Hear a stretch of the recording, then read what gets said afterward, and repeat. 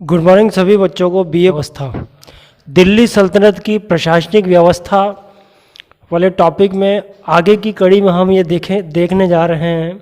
दिल्ली सल्तनत के इतिहास में, दिल्ली सल्तनत के इतिहास में हम सबसे पहले हमने जो है सल्तनत में केंद्रीय व्यवस्था, प्रशासनिक जो व्यवस्था चल रही है, केंद्रीय व्यवस्था, प्रांतीय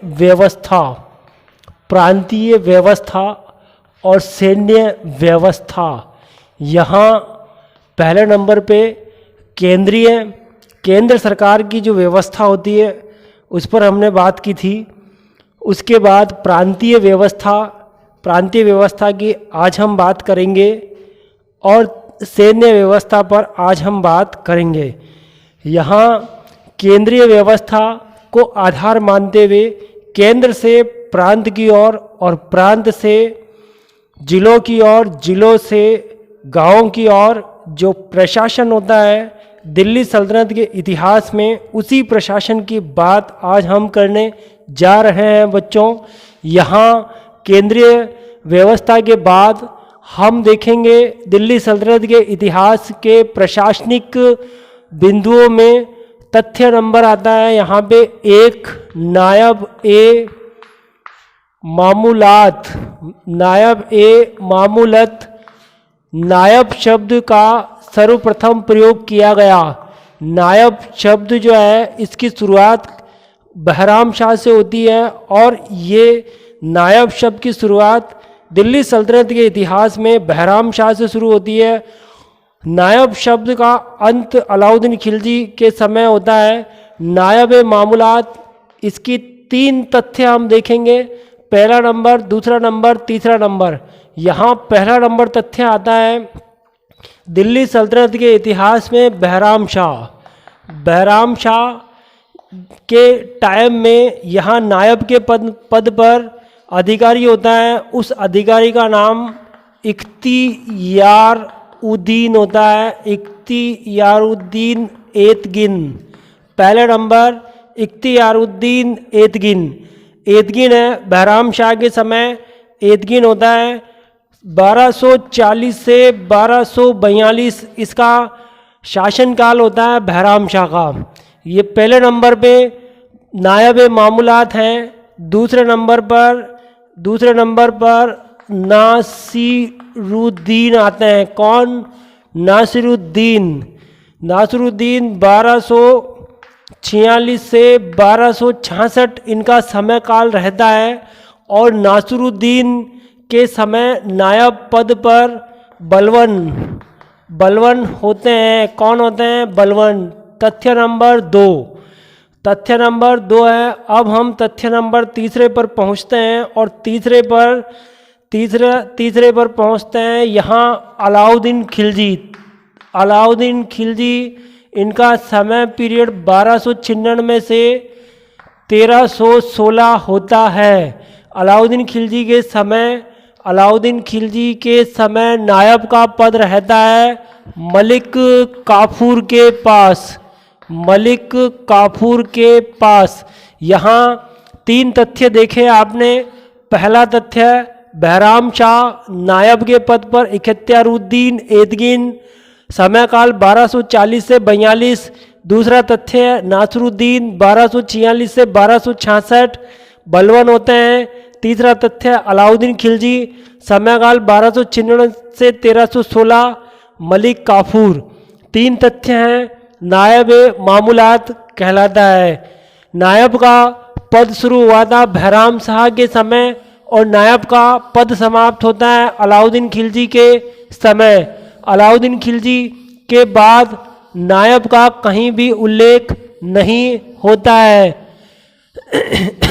प्रशासनिक व्यवस्था में हम यहाँ देखेंगे यानी पिल, शहानाए पिल, ये हाथियों का जो अस्तबल होता है उनके अध्यक्ष कौन है? पहला तथ्य हम यहाँ देखेंगे पिल का अध्यक्ष कौन होता है।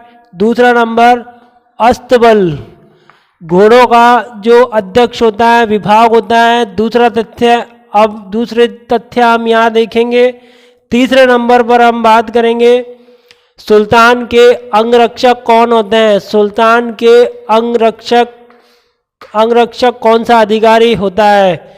4 नंबर पे हम देखेंगे हाजिब या बारबक, जो शाही दरबार में लेखा जोखा जितनी भी रोज की जो आवश्यकता और क्रियाविधि जो होती है उसको नोट करने वाला, पूरी किताब में उसको रिकॉर्ड करने वाला जो हाजिब होता है, बारबक होता है। 4 नंबर पे उसको देखेंगे। 5वां नंबर पर हम शाही वकील दर को देखेंगे, जो शाही परिवार में सुल्तान और परिवार के लोगों का और महलों का ध्यान रखने वाला अधिकारी कौन होता है। 5वां नंबर तथ्य उसको देखा जाएगा। और उसके बाद ये देखा जाएगा कि सुल्तान की एक सलाहकार समिति होती है और सलाहकार समिति के कौन होते हैं। मजलिस ए खलवत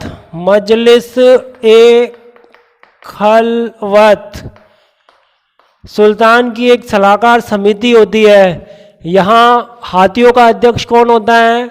हाथियों का अध्यक्ष होता है शाहाना ए पिल। हाथियों का अध्यक्ष होता है शाहाना ए पिल। शाहाना ए पिल ये हाथियों का अध्यक्ष होता है बच्चों।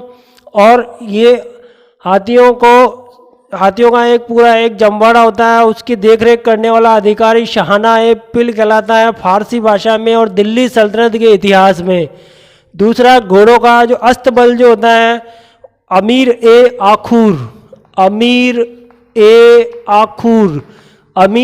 आखूर ये अस्तबल का अध्यक्ष होता है, घोड़ों की देखरेख करने वाला। और अरबी घोड़े या जो घोड़े होते हैं उनमें अलग उनका अस्तबल होता है, उनका घोड़े के रहने का अस्तबल, उनका खाने का सिस्टम, सब पूरी व्यवस्था को संभालने वाला। घुड़सवारों को कितने घुड़सवार होंगे, एक जो मनसबदार है उसके पास 2 घुड़सवार रहेंगे, 1 घुड़सवार रहेगा, किसको कितना वेतन मिलेगा, इस सब व्यवस्था को देखने वाला अमीर ए आखूर दिल्ली प्रशासन में, दिल्ली सल्तनत के इतिहास में सम्राट के अधीन, केंद्र के अधीन अमीर ए आखूर अस्तबल का अध्यक्ष होता है। तीसरे नंबर पे कौन आएगा, अंगरक्षक सर ए जानदार। सुल्तान का अंगरक्षक कौन है, सर ए जानदार जो सुल्तान के लिए अपनी जान देता है वो सर ए जानदार कहलाता है। और सर ए जानदार सुल्तान का अंगरक्षक होता है। जहाँ भी युद्ध करने के लिए सुल्तान जाएगा उसके साथ उसके कौन जाते हैं, अंगरक्षक भी उसके साथ जाते हैं। सुल्तान दरबार में जहाँ सुल्तान का निवास स्थान होता है, जहाँ सुल्तान शिकार पे जाते हैं, युद्ध करने जाते हैं और निवास स्थान पर रहते हैं, सुल्तान की रक्षा करने वाले अंगरक्षक दिल्ली सल्तनत के इतिहास में और तुर्की लैंग्वेज और फारसी लैंग्वेज में सर ए जानदार कौन है, ये अंगरक्षक है। तथ्य नंबर 3 है ये। तथ्य नंबर 4 पर आते हैं हम। यहाँ है बारबक और बारबक अमीर ए हाजिब। बारबक अमीर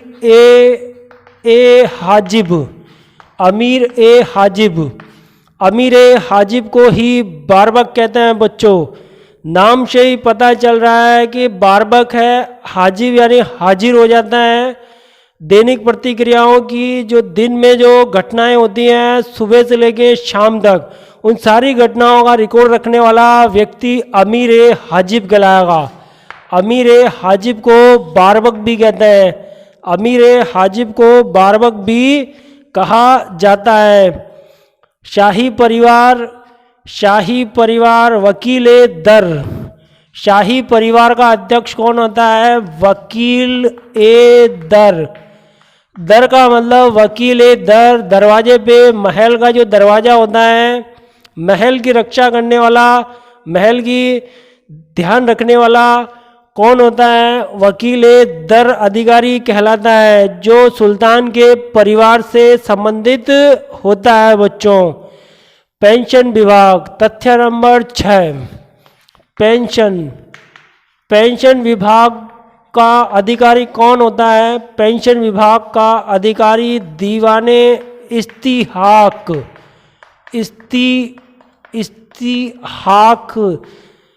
दीवाने इस्तिहाक कौन है? ये पेंशन विभाग, दीवाने इस्तिहाक पेंशन विभाग का अधिकारी होता है। तथ्य नंबर 7 की बात करेंगे हम। तथ्य नंबर कौन सा आएगा? अब 7वां आएगा बच्चों, और 7वां तथ्य किनसे संबंधित होगा? वो इक्ता प्रणाली से संबंधित होता है। यहाँ तथ्य नंबर पहला हमने देखा शहाना पिल, दूसरा नंबर हमने देखा अमीर आखुर, तीसरा नंबर हमने देखा सरे जानदार, 4 नंबर पे हमने देखा अमीर हाजिब, 5 नंबर पे हमने देखा वकील दर, 6 नंबर पे हमने देखा दीवाने इस्तिहाक, और 7 नंबर पे मजलिस खलवत।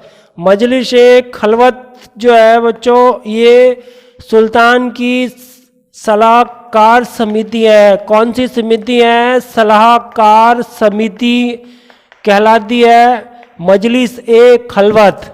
और इसके बाद अब हम इक्ता प्रणाली की बात करेंगे, जो तथ्य नंबर 8 होगा। इक्ता क्या होता है? इक्ता को सर्वप्रथम दिल्ली सल्तनत के इतिहास में इसको किसने प्रारंभ किया था? दिल्ली सल्तनत के इतिहास में इक्ता को सबसे पहले किसने प्रारंभ किया था? इक्ता में परिवर्तन करने वाला दिल्ली सल्तनत का कौन सा सुल्तान था? इक्ता के और पर्यायवाची कौन से नाम होते हैं? यहाँ सबसे पहले इक्ता शब्द देखिए बच्चों, इक्ता को स्थापित करने वाला दिल्ली सल्तनत का वास्तविक संस्थापक इल्तुतमिश था। कौन था? इल्तुतमिश। इल्तुतमिश ने दिल्ली सल्तनत के इतिहास में इक्ता प्रणाली को, इक्ता प्रथा को शुरू किया था। यहाँ इक्ता जो है ये इक्ता प्रांत कहलाता है। इक्ता क्या कहलाता है? प्रांत कहलाता है। इक्ता प्रांत को मील भी कहा जाता है। मीलों में इक्ता को प्रांत कहा जाता है। इन्हीं प्रांतों को किसमें बांटा गया? सिख में बांटा गया। किसमें? सिख क्या होता है? इन्हीं प्रांतों को सिख में बांटा गया था। और सिख को किसमें बांटा गया? परगनों में। परगनों को किसमें विभाजित किया गया? परगनों को गांवों में। यहाँ सबसे पहले देखो इक्ता में इल्तुतमिश के समय केवल प्रांत कहलाते थे। इल्तुतमिश के समय ये केवल प्रांत कहलाते थे, और बाद में मोहम्मद बिन तुगलक के समय इक्ता प्रणाली में परिवर्तन होता है, और ये सिख में प्रांत जो है वो सिखों में बट जाते हैं। सिखों का अध्यक्ष सिखदार होता है। दिल्ली सल्तनत के इतिहास में सिखदार और सिख शब्द का सबसे पहले प्रयोग मोहम्मद बिन तुगलक ने किया था। दिल्ली सल्तनत के इतिहास में मोहम्मद बिन तुगलक ने किया था। ये यहाँ प्रांत है, और प्रांत को मीलों भी कहा जाता है। इक्ता को मुक्ता भी कहते हैं। इक्ता को मुक्ता भी कहते हैं। इक्ता को वली भी कहते हैं। इक्ता बड़ी इक्ताएँ भी होती है और छोटी इक्ताएँ भी होती है। बड़ी इक्ता भी होती है, छोटी इक्ता भी होती है। यहाँ देखिए इक्ते का अधिकारी, इक्ता का मतलब होता है प्रांत, और प्रांत का अधिकारी इट मीन्स इक्ता का अधिकारी इक्तेदार कहलाता है। इक्तेदार कहलाता है। इक्तेदार यहाँ इल्तुतमिश ने साहिब ए दीवान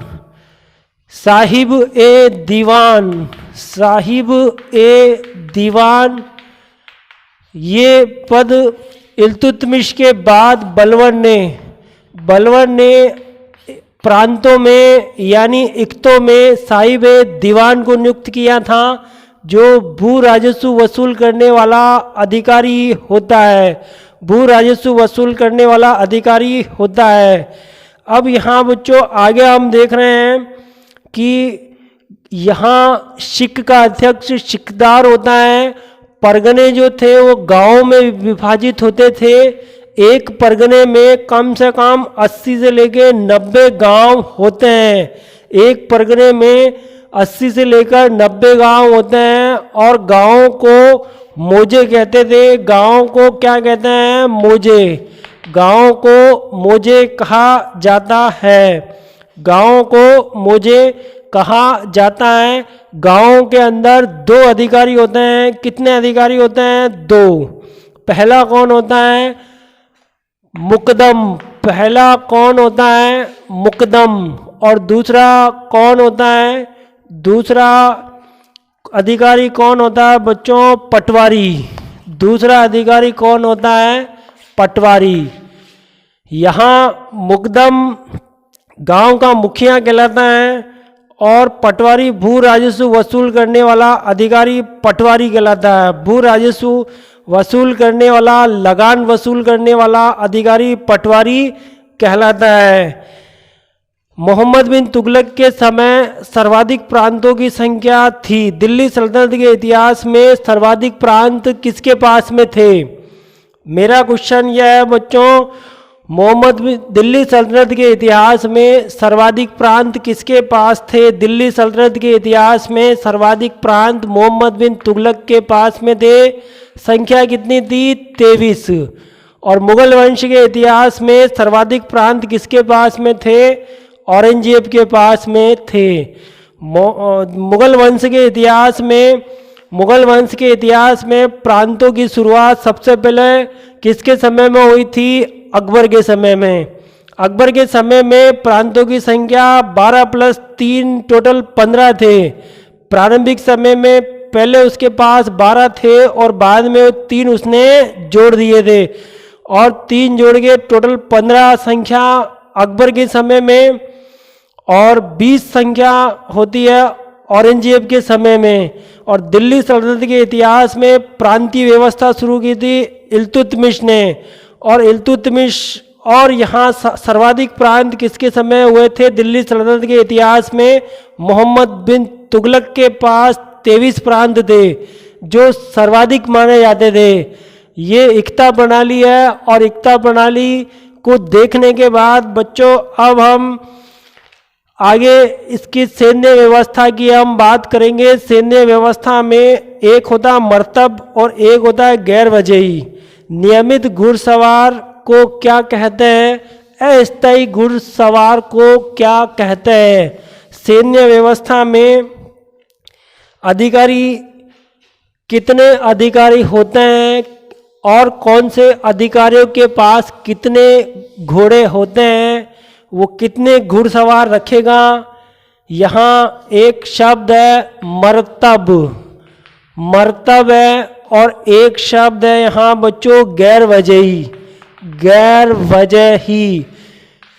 मर्तब का मतलब होता है स्थायी घुड़सवार। जो परमानेंट होता है वो स्थायी घुड़सवार कहलाता है। स्थायी घुड़सवार ये मर्तब कहलाता है। और गैर वजही जो टेम्परेरी अस्थायी घुड़सवार, अस्थायी घुड़सवार गैर वजही कहलाता है। दिल्ली सल्तनत के प्रशासनिक और केंद्रीय और प्रशासनिक व्यवस्था में मर्तब का मतलब होता है स्थायी घुड़सवार, गैर वजही का मतलब होता है अस्थायी घुड़सवार। सैन्य व्यवस्था में हम देखते हैं कि सेना का गठन होता है दशमलव पद्धति पर। सेना का गठन किसके आधार पर होता है? दशमलव पद्धति के आधार पर। 10 से हम शुरू करेंगे और 10 से हम शुरू करने पर सर एक खेल पहला नंबर का, ये पहला अधिकारी सर एक खेल होता है। सर एक खेल अधिकारी के पास 10 घुड़सवार होते हैं।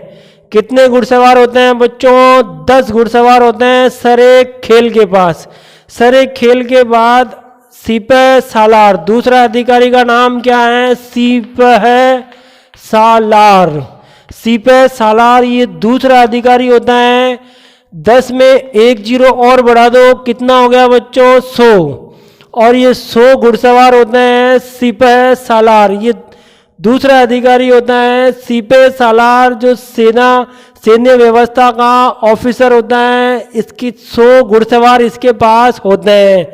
तीसरा नंबर 100 में एक जीरो और बढ़ाओ, 1000।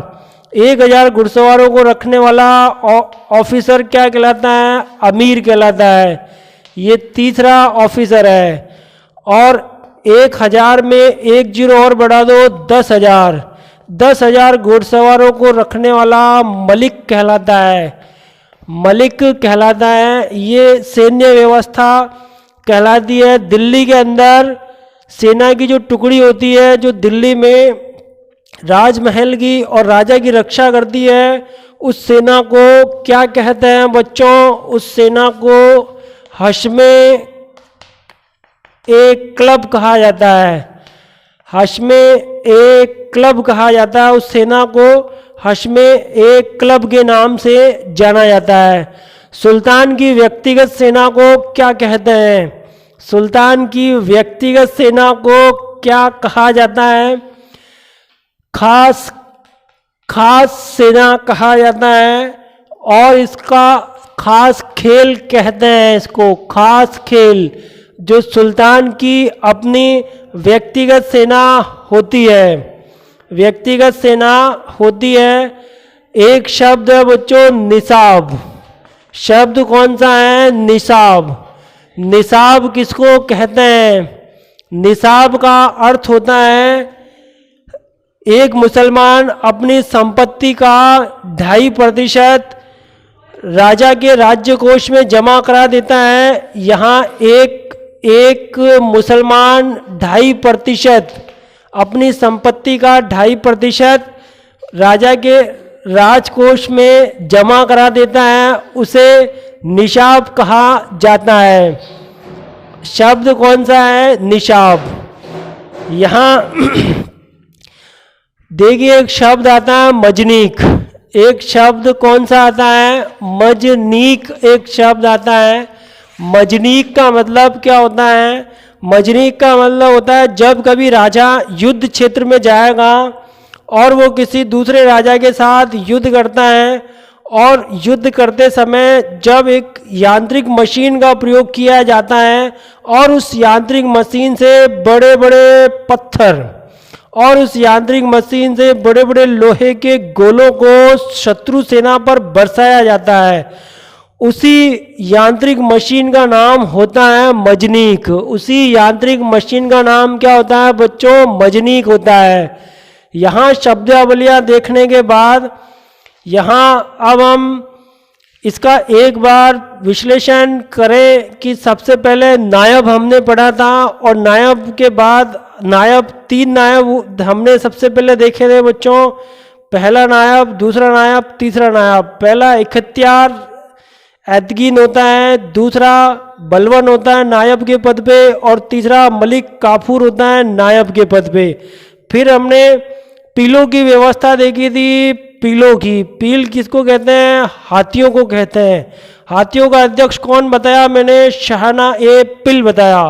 फिर हमने घोड़ों को देखा था। घोड़ों के कौन होते हैं? अस्तबल का अधिकारी अमीर-ए-आखूर।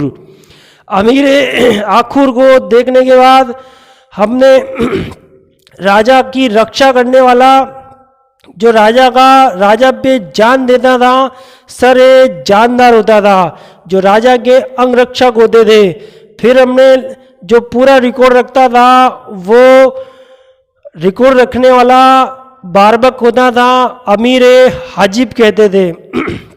उसके बाद बच्चों मैंने आपको ये बताया था कि राजा को सलाह देने के लिए एक सलाहकार समिति होती थी, मजलिस-ए-खलवत कहते थे। मजलिस-ए-खलवत कहा जाता था। और उसके बाद हमने बात की थी कि जो प्रांत होते हैं, प्रांतों में इक्ता होता है, इक्ता को प्रांत कहा जाता है, प्रांत को मील कहा जाता है। प्रांत सिक्कों में बटे हुए थे, सिख परगनों में बटे हुए थे और परगने गांव में बटे हुए थे। सिख का अध्यक्ष सिकदार होता है और सिकदार के बाद हमने आपको ये बताया बच्चों कि गांव को मौजा कहते थे और सिकदार शब्द मोहम्मद बिन तुगलक के समय आया था। फिर हमने बताया कि प्रांत जो थे, सर्वाधिक प्रांत मोहम्मद बिन तुगलक के समय 23 थे और मुगल वंश के इतिहास में अकबर के पास 12 प्रांत थे और औरंगजेब के पास 20 प्रांत थे। दिल्ली सल्तनत की प्रशासनिक व्यवस्था का जो टॉपिक है बच्चों आज यही फिनिश होता है और एक नया टॉपिक लेके नेक्स्ट डे अगला वीडियो के लिए आप वेट कीजिए। Okay, thank you very much.